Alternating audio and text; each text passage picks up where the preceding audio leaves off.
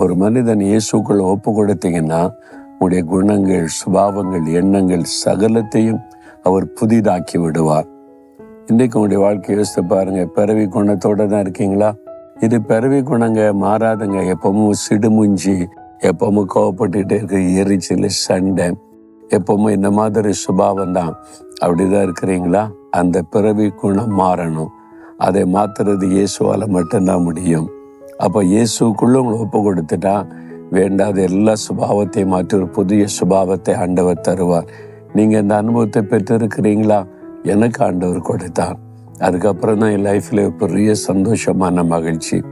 அதனால இயேசுவை நம்புகிறேன், இயேசு கிறிஸ்துவை விசுவாசிக்கிறேன், இயேசு மேல் அன்பா இருக்கிறேன், அதெல்லாம் இருக்கலாம்.